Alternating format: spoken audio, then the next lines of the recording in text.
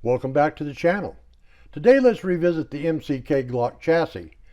Not too long ago I found myself closely following the pistol arm brace controversy. Like most firearm owners, I have my own opinion about that topic. Since this platform tends to suppress certain opinions, I'll keep mine to myself. But as a Second Amendment supporter, you probably already know what it is. Getting past all of that, I decided to do away with the pistol brace. Not because the ATF thought I should.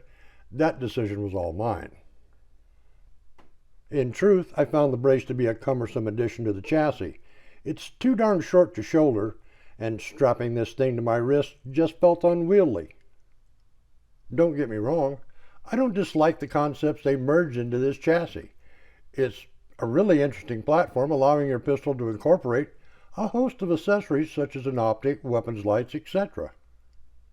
With the brace removed, I found it to be very shootable using a simple two-handed grip. One hand on the pistol grip, the other on the forward end of the chassis. There's a built-in palm swell and two finger grooves for this purpose. When gripped this way, it's perfectly stable even without the arm brace.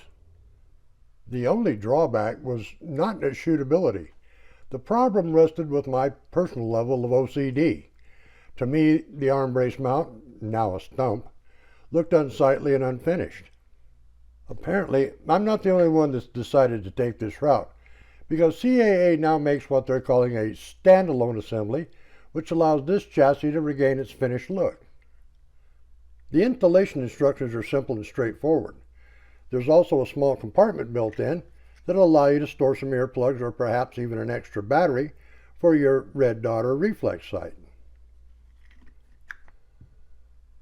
Included was a quick disconnect socket that'll allow you to install a single point sling. All in all, it's a well thought out replacement part. For those of you who already have one of these and are considering going this route, I'll leave a link below to where you can purchase this part. To date, I've fired a heck of a lot of rounds through this setup, in both 10mm and 45 ACP. So far, I haven't encountered any issues. This chassis is well made and it's obviously pretty durable. I've had scopes, reflex sights, and red dots mounted on this thing, and they all seem to work well. The Picatinny top rail is actually made of steel, not polymer, and any sight you mount to it will remain rock solid.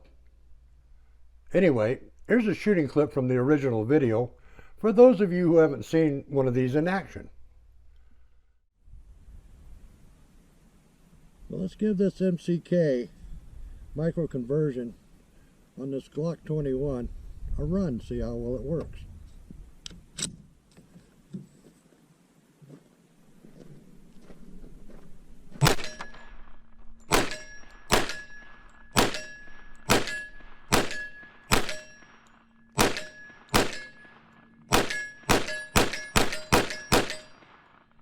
Seems to work.